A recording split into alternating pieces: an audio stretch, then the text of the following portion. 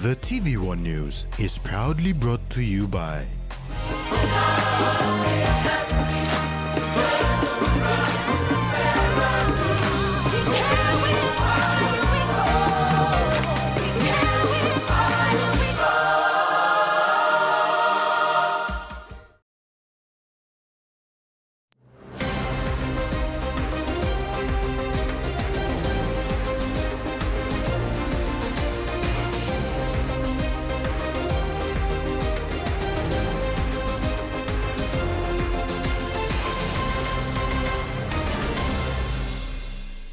Hello and welcome. I'm Tracy Pa with the news.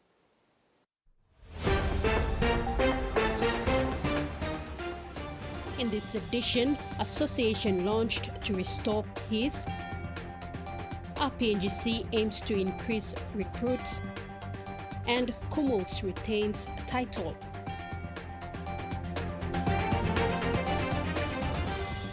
The Aimbarep Akalyanda Association is the first ever association launched by the Aimbarep tribe of the Mariant local level government in Kandep district, Enga province. The association was launched at Nature Park in Port Moresby on Friday, October 31st, with the aim of restoring peace and addressing social and economic challenges across the community's 14 council wards. The Aimbarep Akalyanda Association, or AAA, is a non-profit community development association dedicated to fostering development, promoting peace and improving living standards within the Manda Aimbarep tribe and the wider Mariant LLG. It was established in 2023 by educated elites from the Manda Aimbarep community. The association is formally registered as a community development-focused non-government organization with the Investment Promotion Authority of Papua New Guinea. AAA President Wilson Wariaka said the launch is the first of its kind in the district and aims to bring lasting change to the people of Manda Aimbarep with the hope of positively impacting neighboring communities as well. Action was taken until 2023 when we got the association registered. Wariaka said this association is a step forward in fostering change, promoting peace, advancing human development, and elevating poverty through partnerships with the government, NGOs, and the private sector while actively involving the community. We have come together to, if we can put our minds together, if we can put our little wonkiness together and then seek some other help so they can help to develop that place, help change that place where once peaceful, which has become disorder and disharmony and every chaos. Now we want to return to that peace. We want to return to that unity. That's our dream. AAA Technical Advisor Jack Asa said this association will stand as a pillar of peace, bringing changes to the community not only in the law and justice sector, but also forms a pathway for developments in terms of education, health, among others. NGO that by work one time community, that by work one time all elites, that by work one time all business organizations, that will work with the churches, that will work with all our leaders back home, that will work with the politicians, that will work with the district development authority, that will work with the provincial government, work with the national government, so that this line breach long and together. KPHL Chief Executive Officer Saki Ipara urged the association executives to utilize the association to benefit the community and to refrain from entertaining political influence. Educated elites from going back to Wapanamanda and going back to Kompium. Now, today you have launched an association, a vehicle that can bring the services back home. Ipara further pledged 10,000 kina in funding support to the association. National Cultural Commission CEO Stephen Kilanda was among other dignitaries who were present to witness the launch. Kilanda said law and order issues are ongoing, especially in the Highlands region, due to a lack of government leadership, limited church leadership, and no elites to take ownership and control the society. Therefore, he urged the association executives to ensure they use this association to address some of these challenges. Leadership. One plan, government leadership, and most of councillors, magistrate, one plan, pastor, and another plan, being pastor, you must stop, working on work, easy, but only need support from the elites, no leaders of less. Me looking for some plenty councillors, magistrate, council president, full time law bank. They're not there. You need to be stable again mostly. We are not there. That's why I'm going to go. That's why I'm district go back. Province go back. So I think these are timely, yeah. You must come up with this like initiative. Now you see most of a platform long driving on Narabla development agendas. The Royal Papua New Guinea Constabulary will now increase its recruitment intake from 300 to 700 recruits per intake, says Police Commissioner David Manning. Commissioner Manning made the announcement yesterday during the opening of 14 refurbished recruit barracks at the Bomana Center of Excellence in Port Moresby.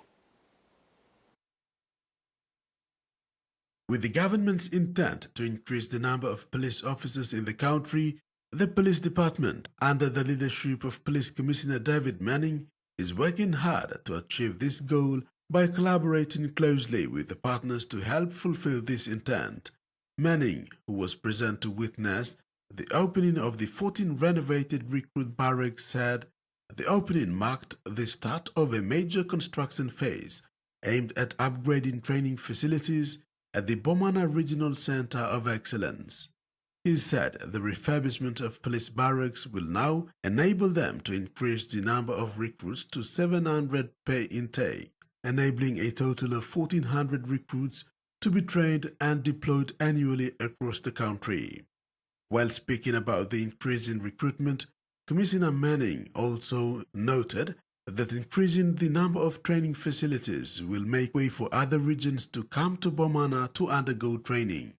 Today we opened 14 refurbished recruit barrack buildings. These refurbished barracks provide an additional 408 beds for recruits studying to become probationary police constables and of course being confirmed as constables in the RPNGC. But rebuilding the force also needs considerable infrastructure investment, and we are moving forward. With 1,400 of our best and brightest young Papua New Guineans trained at Bomana each year, we're providing policing services through to our most remote regions. Manning said the facilities will play an important role in the training of police officers not only in PNG, but also across the Pacific. In Papua New Guinea, we know the importance of working together to support family. The facilities we open today will not only just support the RPNGC, but will also support our wider Melanesian and Pacific families. We will continue to ensure that the policing family around our region benefits from this training infrastructure by offering positions on our recruit and cadet training programs going into the future. Police Minister Peter Siamalili Jr. thanked the PNG government for its support in upgrading police training facilities, which will enable more officers to graduate in the future. Then we work together to make this happen. We face so many collective security threats that working together with respect is the only way to go. The Puk Puk Treaty is a great example of us working together. This treaty means there is no second guessing.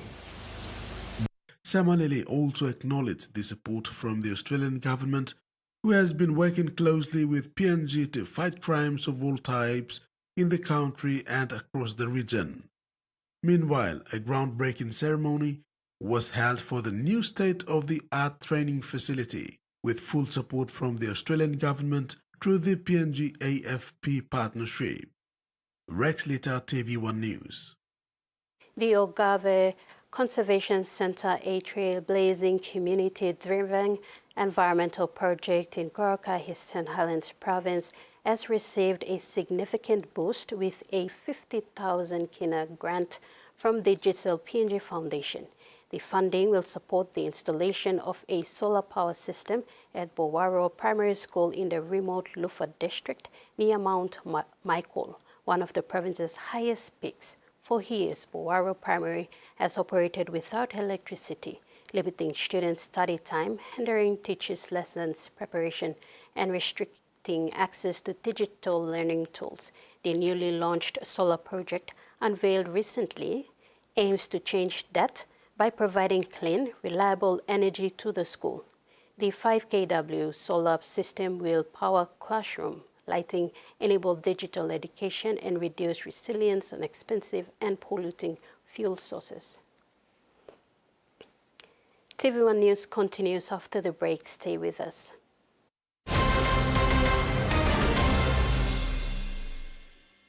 For too long, banking has felt out of reach for many. But now, BSP's One-Took wallet is here to change that. Send and receive money, pay bills, and top up.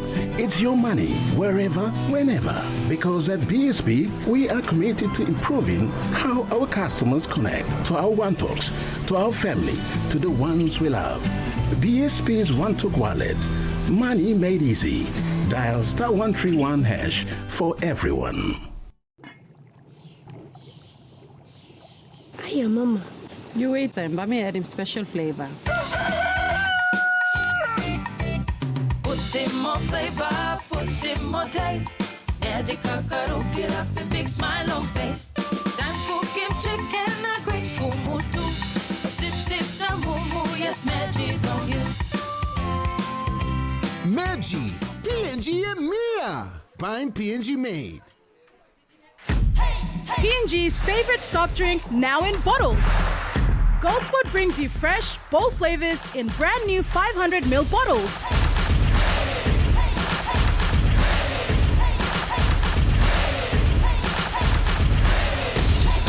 Taste the rainbow. More freshness, more flavor, more fun. Lime, orange, raspberry, and pineapple.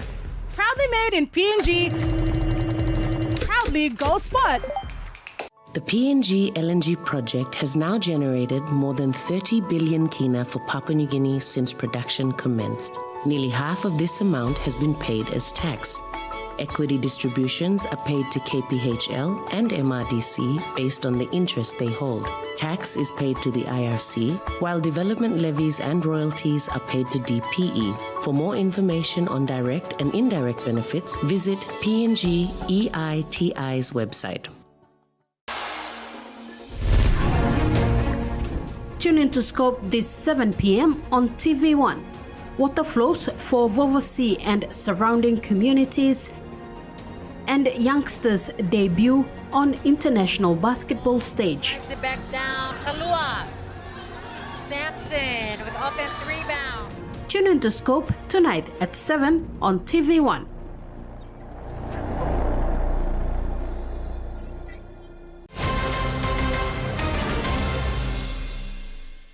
Welcome back. Papua New Guinea is one of the most climate vulnerable countries in the world, witnessing hotter temperatures, heavier rainfall during the wet season, longer dry seasons, and sea level rise, to name a few. These changes pose serious risk to health infrastructure, especially facilities like the Medeng Eye Clinic, situated close to the coast.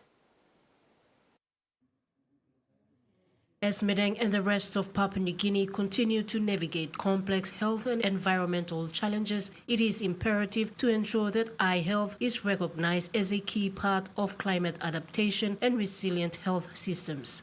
The Fred Hollows Foundation recently held a one-day workshop to share findings of a climate-resilient and environmentally sustainable healthcare facilities assessment conducted at the Medeng Provincial Eye Clinic. This was led by Edge Impact, which forms part of the Building Community-Level Climate Resilience in the Pacific project supported by the New Zealand Ministry of Foreign Affairs and Trade through its Climate Finance for Community Resilience program. The Foundation Country Manager Priscilla Sinemal said that the Medeng Eye Clinic is a standout example of what can be achieved through thoughtful climate adaptation. The assessment for the Medang Eye Clinic highlighted several key risks, including heat impacts that are affecting energy supply and placing stress on staff and patients, and storms and high winds disrupt outreach services, limiting access to care in remote areas. The foundation emphasized more collaboration and a positive mindset in supporting communities as one of the recommendations. Medang Provincial Health Authority CEO Dr. Martin Diamond added that it is imperative for engineers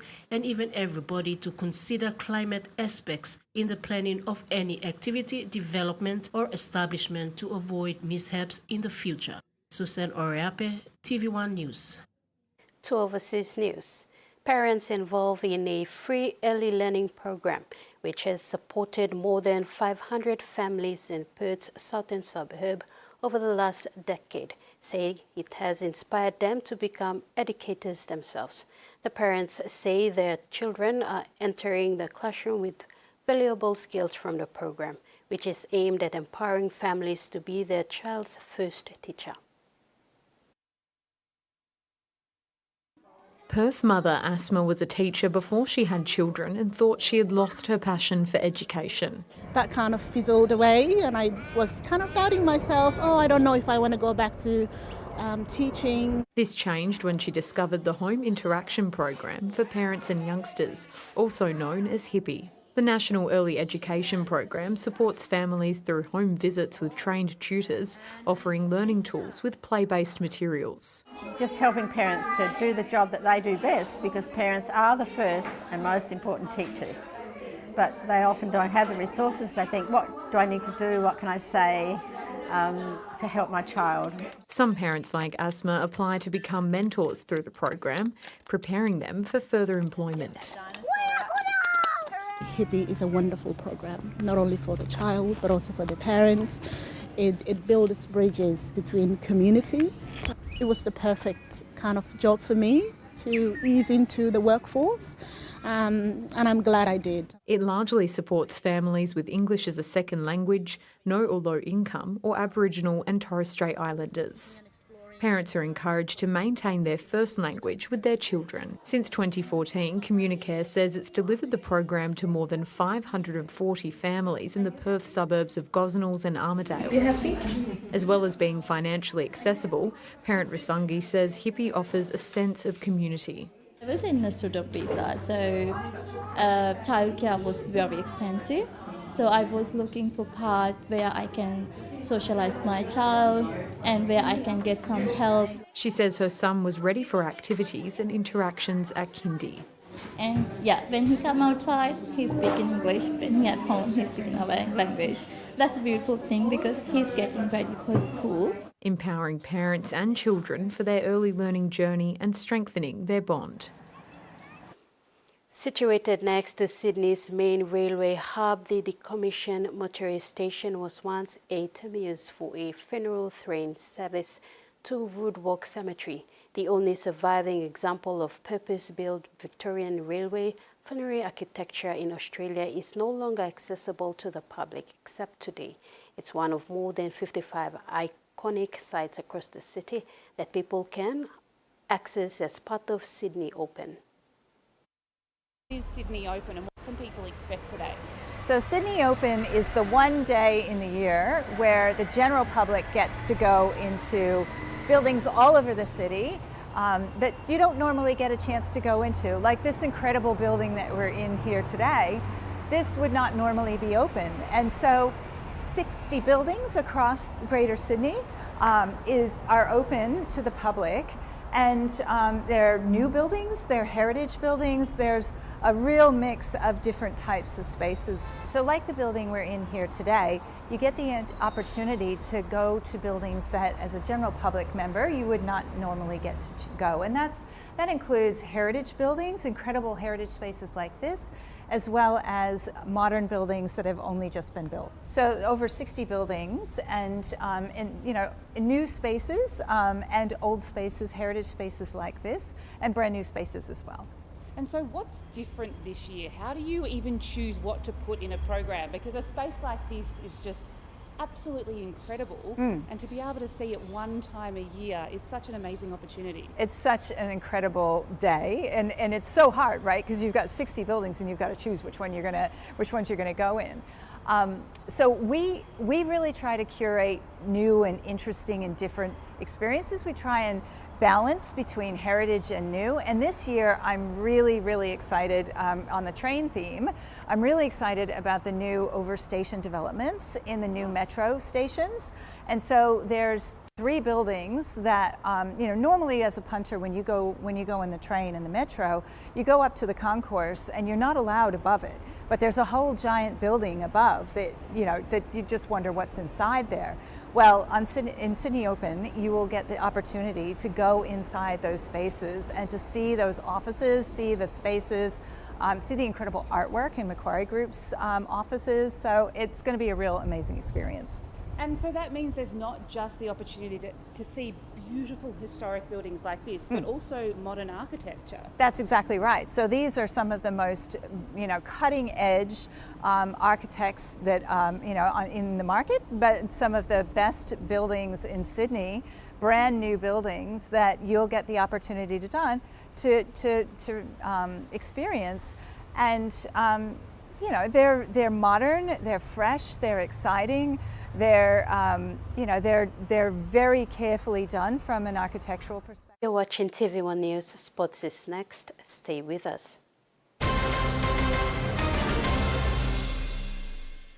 Banking doesn't have to be complicated. With PSP's One Talk Wallet, control your money wherever, whenever. Dial *131#, enter your PIN, select cash in or out, and generate a secure code to withdraw cash. It's the only wallet for cardless ATM withdrawals. Send and receive funds, pay for goods and bills, or withdraw cash with ease. All with PSP's One Talk Wallet. PSP's One Talk Wallet. Money made easy. Dial *131# today. A true champion is measured by their courage, their determination, and their passion to never give up and to always keep trying.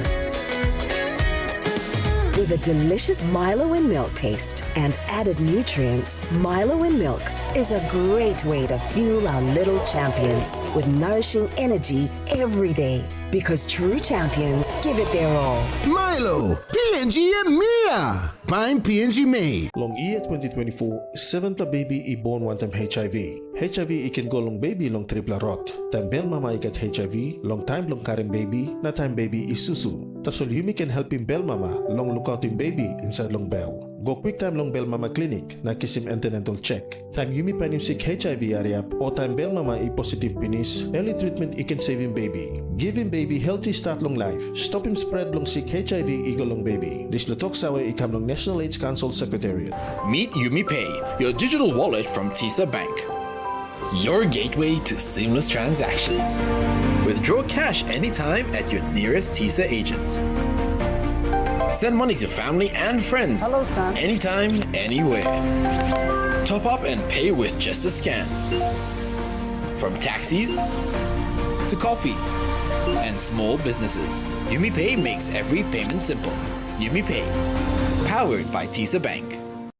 We've been traveling along this road together for over 50 years. Ella Motors acknowledges the visionaries and hard work that have been the driving strength to continued nation building.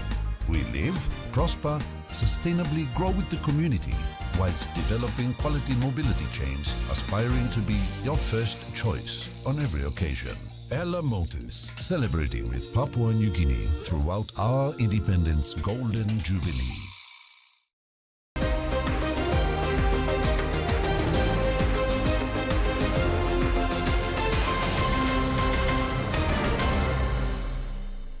Welcome back.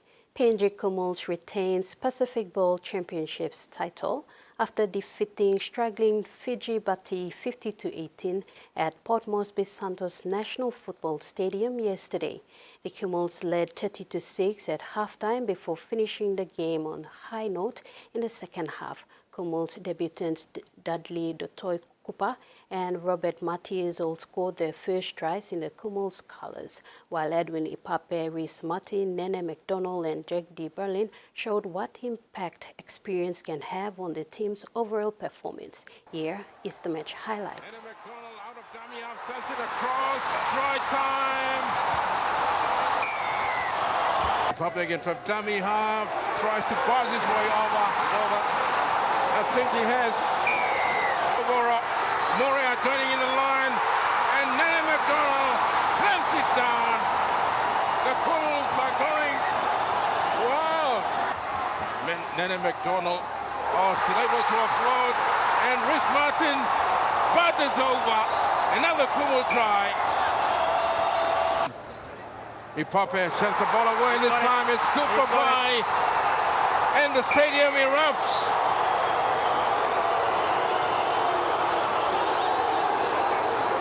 From the Fiji line, DePalin again, good hands, running through a yawning gap.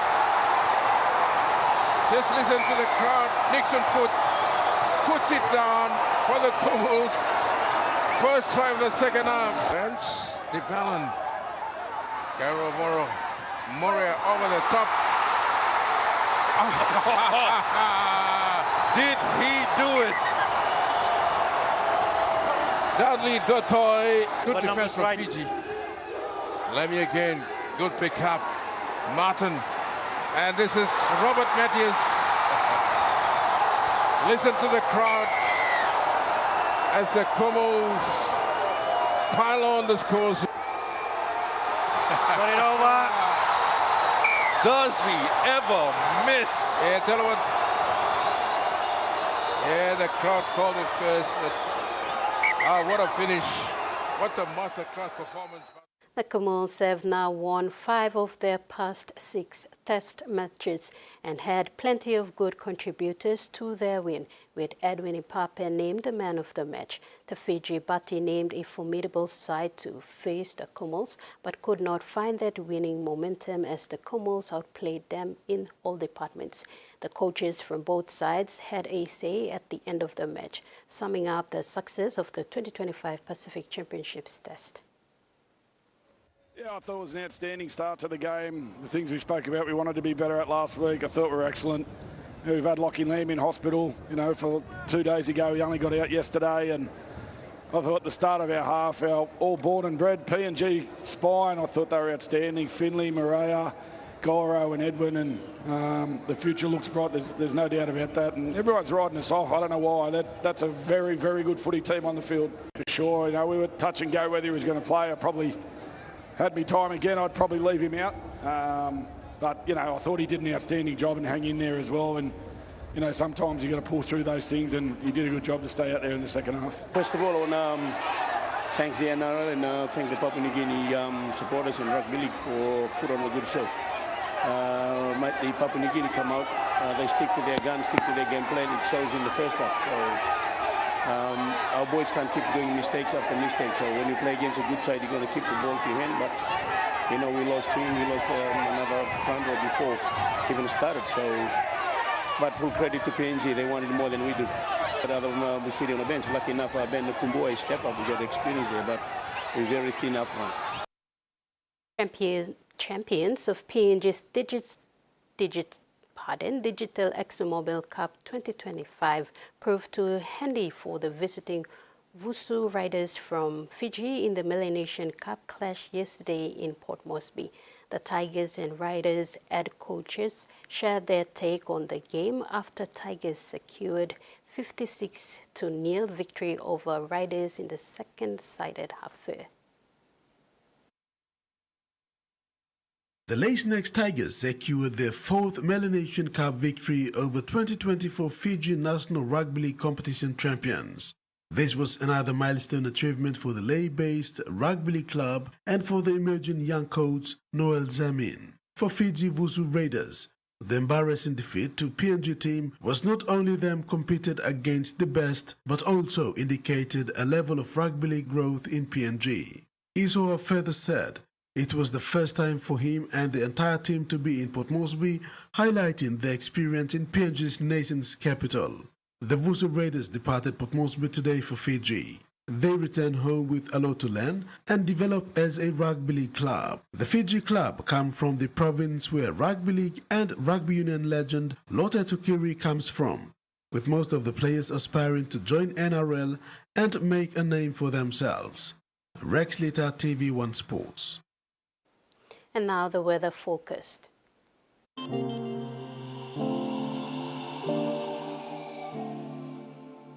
In regional forecast for the next 24 hours, southern scattered showers and isolated thunderstorms with areas of heavy rain and potential flooding for Western Gulf, Central and Milne Bay provinces.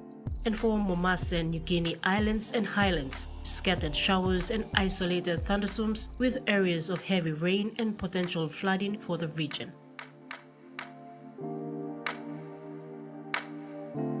And that ends the news tonight. Have a top week ahead. Good night.